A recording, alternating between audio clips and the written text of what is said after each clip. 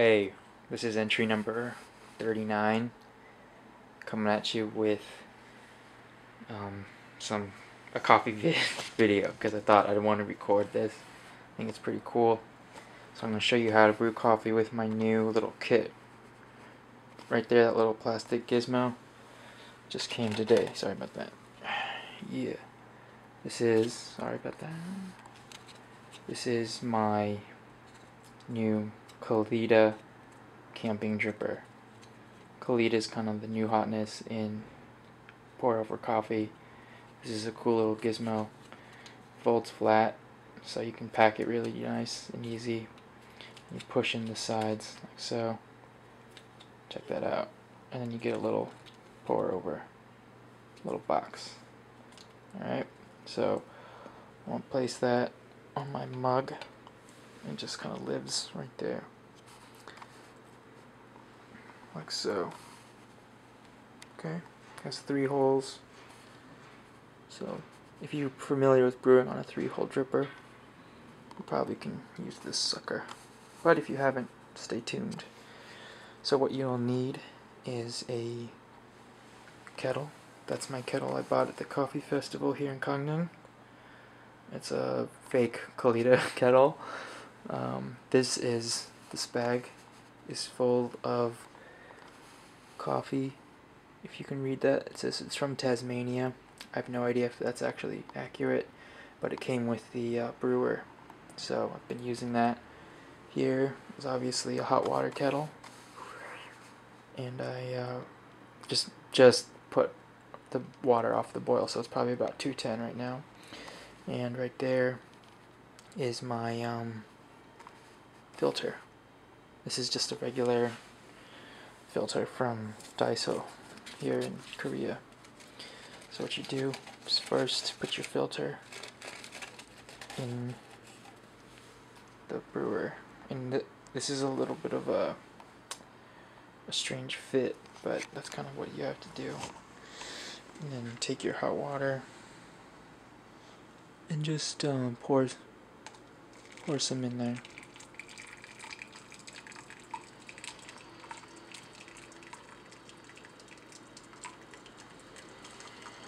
Okay, because it's kind of an open design, the water pours very quickly into the mug. That preheats your mug and the brewer to some extent. Okay, again, you wait till the water's all gone, like so, and then take the mug and get rid of that into your sink. Okay, take our mug, come right back, set it down, and the brewer goes right on top, like so. Okay, easy.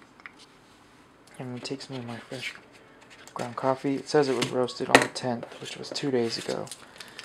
It's the 12th currently in Korea. You can see this is from a place called the Coffee Museum. It's a badass place in Seoul. I'll be taking you guys with me when I go in a couple weeks. Sorry about that. I gotta open it with one hand. And sorry about that. And I'll just pour in, I don't know, a little bit. Maybe 20 grams by volume. Don't know by weight. And then just take that, and you see, just settle it, give it a little shake, put it right back on. I got my kettle right here. And pop the lid off, like so, and then give that a pour.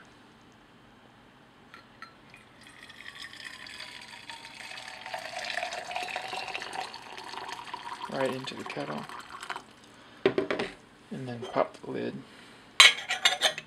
right back on, like so. Easy peasy. Move over to the coffee here. And just pour in just a little bit. Okay. This is called blooming. The reason I suspect the coffee is a little old is because see how fast the water just went down? Typically, if it's really fresh, you'll get a good amount of blooming, which slows that process down. So, what's important now is to control the pour rate. Luckily, this kettle has a very thin spout. See that? And so it's easy to control. Just make sure it's nice and tight to pour. Don't want to be pouring too much on the edges because that's just gonna, the water will just flow directly into the cup. Something called a capillary action, which is kind of like a passive transfer of water in the paper. The water will flow straight through the paper because of that capillary action. So just keep it nice and slow. You see the coffee is fresh enough because you see that white foam. That's kind of the off gas, CO2 in the coffee sublimating out of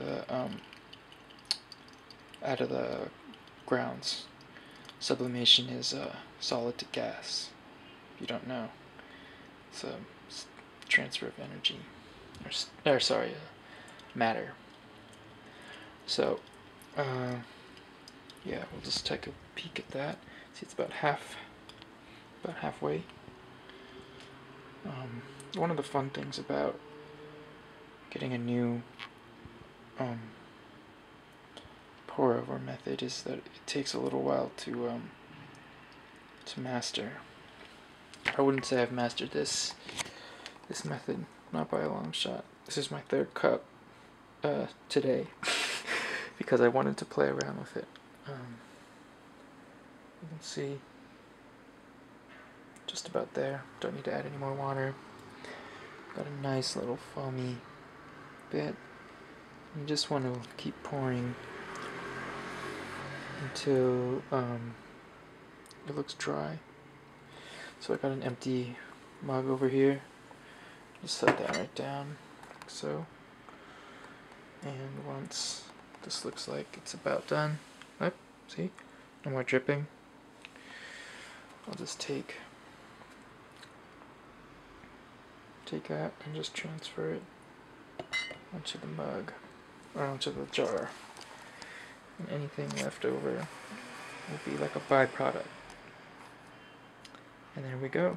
There's a nice, beautiful cup of coffee waiting for me to try. It's nice and steamy. I'm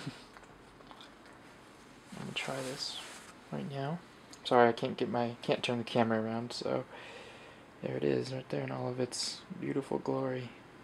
Cup of coffee, hand drip. It was a little fast, to be honest, so it might be sour. No, it's okay. One thing that I've noticed with, especially with African coffee, is that it's very, I don't know how to really describe it. I know the flavor profile, but I don't know how to describe it. It's not really woody or citrusy or any of that kind of weird stuff that people say coffee tastes like. There's no lemon or any of that, but it's definitely not super chocolatey, I would say. It's very clean. Tanzania, I've never had a Tanzanian coffee before, just Ethiopia, and this is pretty good. Well, thanks for watching. I know this has been a little boring if you're not into coffee, but it's been fun for me, so thanks for watching, and I'll talk to you tomorrow, Sunday. Bye-bye.